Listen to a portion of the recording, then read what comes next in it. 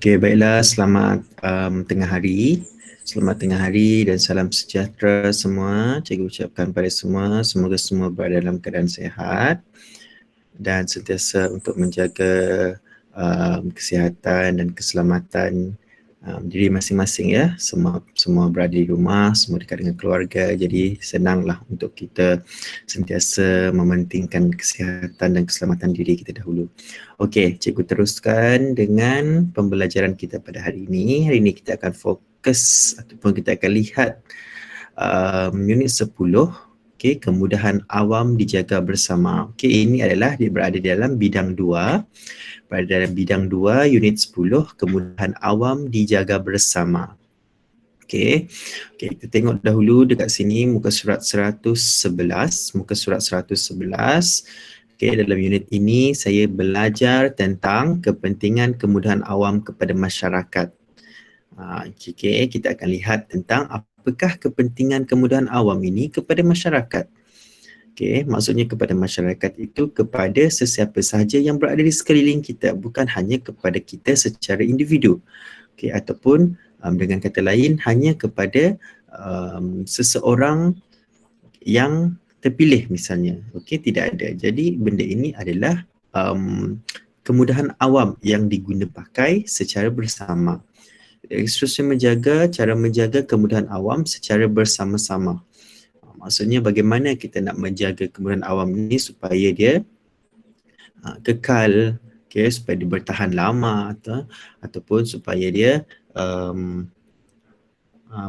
supaya dia tidak perlulah untuk kita sentiasa upgrade dia ke, update ke, baiki ke, baik pulih ke, pelihara, tetapi sentiasa dalam keadaan yang bagus sepanjang masa. Bagaimana kita secara bersama-sama menjaga kemudahan ini.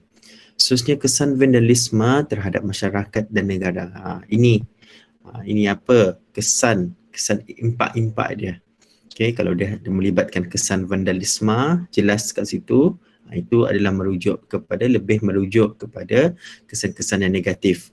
Okey, kesan-kesan yang tidak baik, kesan-kesan yang buruk, yang mana kurangnya nilai-nilai moral dekat situ, kurang nilai-nilai yang baik dekat situ. Okey, perasaan berbangga akan kemudahan awam yang disediakan.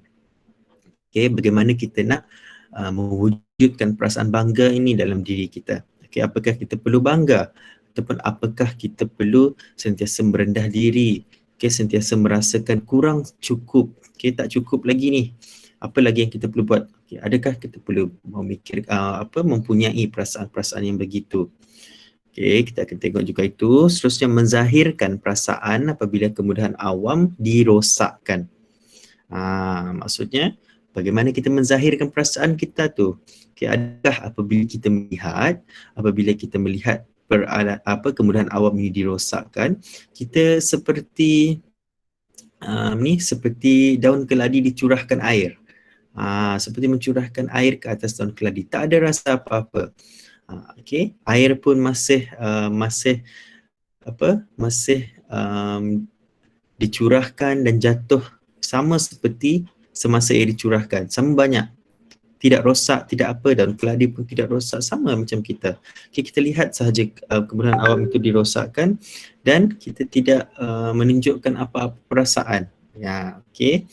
Seterusnya, menjaga kemudahan awam secara bersama-sama. Ini samalah seperti yang atas tadi. Kita tengok dahulu konsep. Nilai apa yang kita akan lihat pada hari ini sama seperti yang sebelum ini. Kita akan lihat kerjasama, patriotisme, kesederhanaan, berterima kasih dan bertanggungjawab. Ini adalah antara nilai-nilai dia lah. Seterusnya, tengok dekat muka surat sebelah, muka surat 112. Muka surat 112. Sebagai rakyat Malaysia, kita tengok konsep dia dahulu. Sebagai rakyat Malaysia, kita bersyukur dan berbangga akan kemudahan awam yang disediakan oleh kerajaan untuk kemudahan dan kebaikan kita bersama-sama. Gambar di bawah menunjukkan beberapa contoh kemudahan awam yang terdapat di Malaysia dan kepentingannya kepada masyarakat. Ini ditekankan terus, maksudnya dekat Malaysia, dekat negara kita, dan apakah kebaikan-kebaikan ataupun manfaat ataupun faedah ataupun benda-benda baiklah, yang kemudahan ini berikan kepada kita sebagai masyarakat pengguna, pengguna sejagat. Yang pertama kita tengok Hospital Shah Alam. Tidaklah maksudnya merujuk kepada Hospital Shah Alam sahaja. Apa-apa hospital lah di mana-mana negeri pun sama saja. Hospital, apakah kegunaan dia? Memudahkan masyarakat mendapatkan rawatan. Kegunaan hospital. Mudahkan masyarakat mendapatkan rawatan. Kalau hari ini kita tengok betapa pentingnya kemudahan hospital ini. Kepentingan dia tu sangat penting. Seterusnya, ada transportation dekat situ, ada pengangkutan awam dekat situ, transit aliran ringan, LRT. Kalau dekat sini kita tak jumpa lagi lah. Kalau dekat Sarawak ni kita tak jumpa lagi. Tapi kita tahulah, ini maksudnya dia merujuk kepada apa-apa pengangkutan awam. Transit aliran ringan, ataupun cikgu gantikan ataupun dengan pengangkutan awam. Memudahkan pergerakan masyarakat ke sesuatu destinasi. Misalnya selain daripada LRT, apa lagi kemudahan awam kita, pengangkutan awam kita? Kita ada bas, kita ada bas, kita ada taksi, kita ada apa lagi? Kita ada Grab. Grab itu pun termasuk dalam pengangkutan awam kerana dia kalau dengan bahasa inilah, bahasa kampung, dia mengangkut orang dan menghantar orang, kan? Jadi samalah, dia memudahkan pergerakan kita untuk pergi ke sesuatu destinasi apabila kita tidak mempunyai pengangkutan. Jadi itu yang melibatkan orang-orang awam.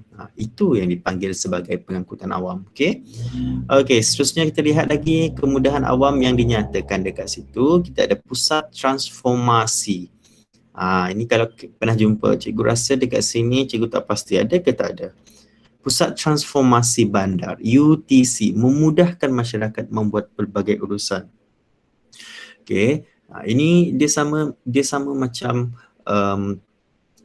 one spot, one stop.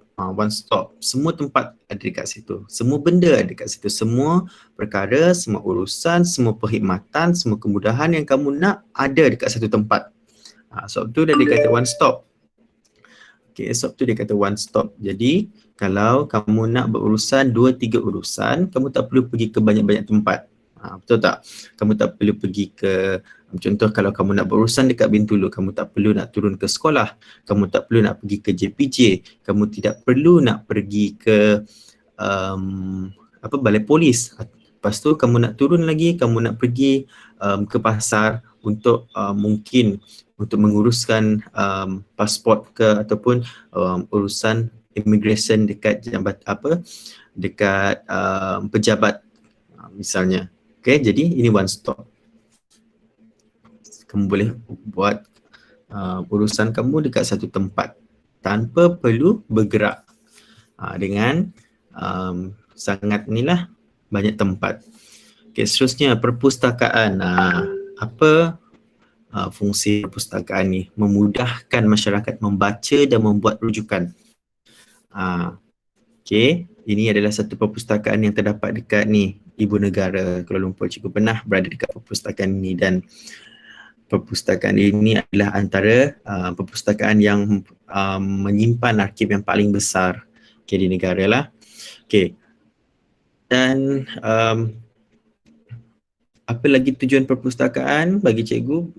Mudah untuk kita mencari bahan, mudah untuk kita membuat bacaan, mudah untuk kita meminjam buku tanpa membeli buku. Kalau kita tidak ada perpustakaan, mungkin kita terpaksa membeli buku, ataupun mungkin kalau buku kita tidak cukup ataupun kita kekurangan bajet untuk membeli buku. Jadi situ dah ada masalah dekat situ. Jadi perpustakaan ini secara tidak langsung dia membantu kita untuk memudahkan urusan kita. Mudah untuk kita membaca dan membuat rujukan di perpustakaan.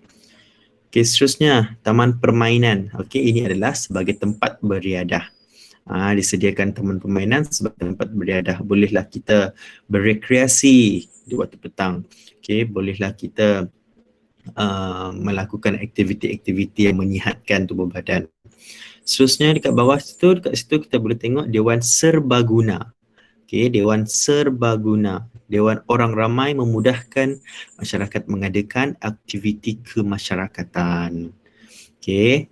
Okey, ini adalah antara tempat-tempat ya, antara kemudahan-kemudahan awam yang disediakan untuk masyarakat. Siapa masyarakat ni? Kita lah masyarakat. Cikgu adalah sebahagian daripada komuniti masyarakat. Kamu, ibu bapa kamu, jiran-jiran kamu, kawan-kawan kamu dan semua orang adalah komuniti masyarakat. Okey, sebelah kita tengok apabila memandangkan kepentingan kemudahan awam kepada masyarakat, orang ramai perlu bertanggungjawab untuk menjaga kemudahan ini. Okey, orang ramai perlu menjaga kemudahan ini. Dia tidak boleh kita hanya menyerahkan tugas ini kepada orang perseorangan. Misalnya dekat sekolah kita kan, sebagai contoh, dekat sekolah kita sudah ada makcik ataupun pembantu yang membersihkan kawasan sekolah, sudah ada pekerja-pekerja dia. Tetapi kita tidak boleh melepas tangan. Kita tidak boleh hanya menyerahkan tugas itu kepada mereka 100%. Tanggungjawab kita juga adalah untuk menjaga kebersihan, menjaga sekitar sekolah kita, tidak membuang sampah. Memang ada orang bekerja untuk mengutip sampah, tetapi tidaklah menjadikan kita sebagai orang yang membuang sampah tersebut. Kita tengok dekat situ cara menjaga kemudahan awam. Bagaimana cara kita untuk menjaga kemudahan awam? Dekat atas dia sudah bagi contoh mengepam air selepas menggunakan tandas awam. Mengepam air selepas menggunakan tandas awam. Kalau tak faham lagi, flush lah. Flush. Selepas guna tu flush kan. Apa kepentingan dia? Tengok dekat bawah ni, warna hijau ni, apa kepentingan dia? Untuk menghindarkan bau yang tidak menyenangkan. Jadi pengguna seterusnya, pengguna-pengguna selepas kita, mereka akan rasa selesa. Mereka akan selesa. Dan kalau kita boleh bayangkan, kalau semua orang menjaga kemudahan awam ini, setiap kali mengguna, dia flashkan, jadi tidak akan ada kerosakan, tidak akan ada bau-bau yang tidak menyenangkan. Kita tengok dekat bawah, kita berasa sedih apabila mengetahui terdapat pihak yang tidak bertanggungjawab telah melakukan vandalisme terhadap kemudahan awam yang disediakan oleh kerajaan. Rajah di bawah menunjukkan beberapa contoh perbuatan vandalisme. Tengok dekat bawah ni, ada 3 dia bagi dan cikgu pasti semua orang tahu.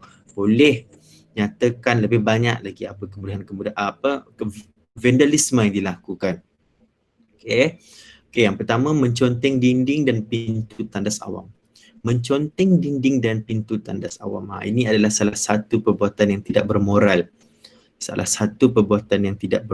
Dan cikgu sememangnya tidak sukalah kalau ada pelajar-pelajar cikgu yang berbuat demikian, menconteng dinding, pintu tandas awam ataupun di mana-mana saja, meja dekat kelas, pintu kelas ataupun dinding kelas ataupun kawasan sekolah. Ini adalah perbuatan vandalisme yang merosakkan harta kemudahan awam. Bukan kita yang mengeluarkan wang untuk menyediakan kemudahan tersebut. Betul tak? Kita hanya menggunakan. Jadi di manakah tanggungjawab kita untuk menjaga kemudahan tersebut? Seterusnya, merosakkan alat permainan di taman permainan. Taman permainan itu disediakan untuk kita beriadah. Taman permainan itu disediakan untuk kita melakukan aktiviti-aktiviti yang sihat, mungkin bersama keluarga, bersama kawan-kawan. Jika taman permainan itu rosak, bagaimana? Di mana lagi untuk kita beriadah? Di mana lagi kita untuk meluangkan masa kita dengan baik? Di mana lagi kita boleh melakukan aktiviti-aktiviti yang sihat? Seterusnya, merosakkan pam atau singki tandas. Samalah seperti merosakkan harta-harta lain lah, perkara-perkara lain. Tengok lagi satu, tidak membuang sampah di merata-rata tempat. Salah satu dia tidak membuang sampah di merata-rata tempat. Kepentingan dia, apa kepentingan dia kalau kita tidak membuang sampah di merata-rata tempat ni? Kepentingan dia adalah supaya persekitaran sentiasa bersih. Jadi apabila persekitaran kita sentiasa bersih, kesan vandalisme, kalau kita tidak tidak membuang sampah tapi kita membuang sampah, apakah kesan vandalisme yang kita boleh lihat? Dia menyusahkan orang ramai yang ingin menggunakan kemudahan tersebut. Dia sangat menyusahkan, dan apabila dia menyusahkan, mungkin orang ramai, orang awam dia tidak menggunakan. Mereka sudah ada pengalaman yang tidak baik dengan kemudahan tersebut. Seterusnya, tidak menconteng dinding. Tidak menconteng dinding. Yang cikgu cakap tadi, tidak conteng dinding kelas, dinding tandas, mungkin dinding di pusat sumber ataupun dinding di makmal, di bengkel. Kepentingan dia apa? Untuk mengekalkan imej yang bersih dan selesa. Kalau lah sekolah kita penuh dengan contengan, bagaimana kita nak mengekalkan imej dia yang bersih dan selesa? Bagaimana kita nak menunjukkan sisi-sisi yang baik tentang sekolah kita? Melainkan kita offer diri ataupun volunteer untuk melukis mural. Melukis mural dekat dinding sekolah. Bukankah itu lebih baik? Jadi kalau kamu rasa kamu ada sikap, kamu ada satu satu perangai ni yang suka menconteng, suka nak melakar benda dekat mana-mana dinding apa semua, offer diri kepada cikgu. Cikgu, saya nak lukis mural dekat dinding ni. Cikgu, saya nak lukis graffiti dekat dinding. Cikgu, boleh tak saya nak melukis melukis sesuatu dekat dinding yang boleh menaikkan seri sekolah. Boleh. Cikgu galakkan. Cikgu tidak pernah menghalang pelajar-pelajar cikgu untuk berkarya. Seterusnya, kita tengok kesan vandalisme dia. Kalau dia melakukan perkara yang sebaliknya, membazirkan wang negara yang sepatutnya digunakan untuk tujuan pembangunan. Kita setiap hari kita pertikaikan apa yang kerajaan bagi pada kita. Setiap hari kita persoalkan apa yang pihak kerajaan ataupun negara sumbangkan kepada kita. Inilah antaranya. Duit sekolah itu ataupun pembangunan sekolah kita tu, pembangunan sekolah yang cantik. Kalau kita tengok, kita jalan, kita tengok dekat tepi, kita ada taman mini dekat situ. Lepas tu ada blok-blok yang cantik, makmal, bengkel yang lengkap. Itu adalah bantuan kerajaan. Dan wang-wang itu, jadi kalau kita sebagai seorang masyarakat yang bertanggungjawab, kita tahu bagaimana nak menggunakan ia dengan sebaiknya. Yang terakhir kita tengok mematuhi peraturan yang telah disediakan. Peraturan. Ini cikgu selalu tekankan. Peraturan ini berada di mana-mana. Dekat sekolah kita ada peraturan, dekat rumah kamu ada peraturan. Dekat rumah cikgu peraturan dia lain lagi. Dekat rumah kawan kamu peraturan dia lain lagi. Tapi peraturan adalah peraturan. Apa kegunaan peraturan ini? Peraturan ini adalah untuk diikut, untuk kita laksanakan, untuk kita melakukan. Kita tengok kepentingan dia untuk memastikan peralatan dan kemudahan sentiasa berada dalam keadaan baik. Itu kalau peraturan kemudahan awam. Misalnya kalau kita tengok, kita pergi dekat kedai-kedai kan, kita pergi dekat tandas lah, kita pergi dekat tandas di dalam shopping mall. Jadi kita akan nampak ada sign peraturan dekat situ. Pastikan anda telah menarik pam. Itu pun perlu dibagi tahu. Padahal walhal itu adalah satu perkara yang memang sepatutnya dilakukan. Tapi itu pun diatur. Adakah perkara seperti itu pun kita perlu diatur? Ni kita dah terbalik dah sekarang ni. Kita dah terbalik. Benda-benda yang tidak sepatutnya diatur, benda-benda yang sepatutnya tidak dinyatakan, perlu dibagi tahu. Faham tak? Jadi sebagai seorang pengguna yang bijak, sebagai seorang masyarakat yang bertanggungjawab, kita perlu memainkan peranan kita. Jadi kalau apakah kesan vandalisme kalau dia tidak mengikut peraturan ini, mematuhi peraturan, dia akan menjejaskan imej dan nama baik negara secara tidak langsung. Okey, sikit-sikit dia akan menjejaskan nama baik negara. Okey. Okey, itu setakat ini. Kita tengok dekat muka surat sebelah ada apa lagi. Okey, ini adalah latihan. Panduan menjaga taman rekreasi. Bolehlah kita tengok ni dulu sekejap. Taman rekreasi Saujana Impian, panduan menjaga taman rekreasi. Ini apakah panduan menjaga taman rekreasi? Kita tengok yang pertama, kebersihan taman, buang sampah ke dalam tong sampah yang disediakan. Ini pun kadang-kadang kita boleh tengok signboard ini di mana, buang sampah di dalam tong sampah.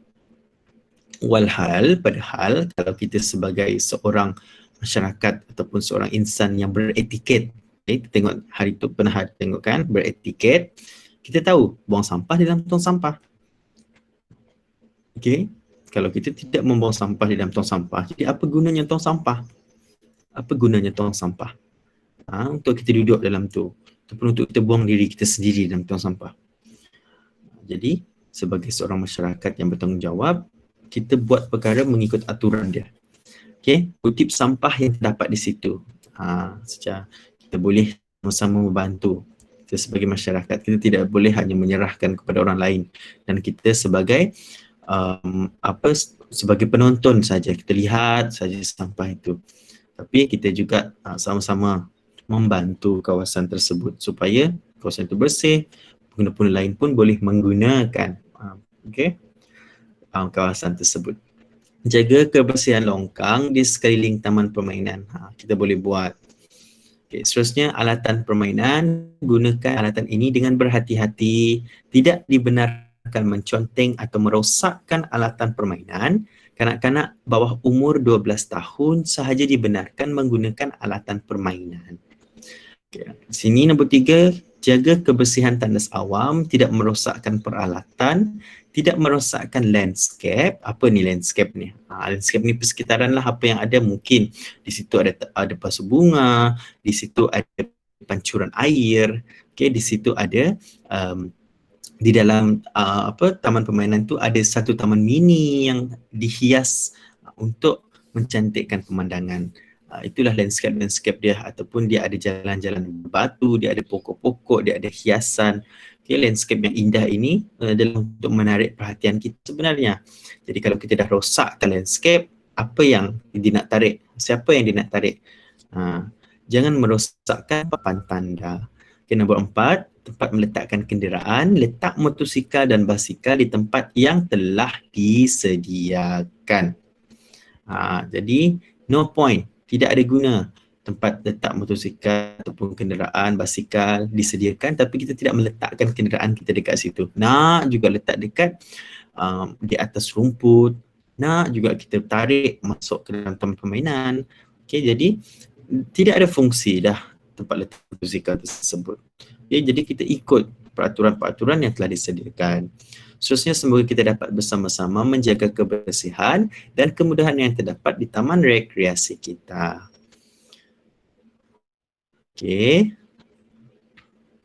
Okey, itu sahaja untuk kita punya topik hari ini. Jadi cikgu nak kamu lihat semula nanti selepas dengar pembentangan cikgu pada hari ini, pengajaran cikgu pada hari ini, unit 10 kemudahan awam dijaga bersama, muka surat 111. Sebagai tugasan kamu, cikgu nak kamu selesaikan topik unit 10 ini di dalam buku kerja. Selesaikan topik unit 10 ini di dalam buku kerja. Kenapa cikgu hari ini cikgu tidak buat GM? Sebab kalau cikgu buat GM pun tidak ada respon. Kalau cikgu buat GM pun tidak ada respon. Dan kalau cikgu buat GM pun hanya beberapa orang yang datang. Hanya beberapa orang yang hadir kelas cikgu. Tapi kehadiran banyak. Kehadiran yang diisi banyak. Jadi cikgu buat begini biar semua orang boleh join kelas. Kamu lihat nanti pembelajaran ini, kamu lihat bila-bila masa kamu nak. Kalau cikgu buat GM secara segera, hanya 5 orang, 4 orang yang masuk. Tapi kehadiran lengkap 24 orang, 23 orang. Ni cikgu hairan ni. Kenapa boleh begitu? Contoh okey, jadi sampai sini saja kelas cikgu pada hari ini. Kita jumpa lagi pada kelas akan datang. Okey, kita jumpa lagi pada kelas akan datang dan cikgu harap kamu boleh selesaikan tugasan yang cikgu nyatakan tadi di dalam buku kerja masing-masing. Okey. Alright, sekian. Terima kasih dan kita jumpa lagi pada sesi kelas akan datang.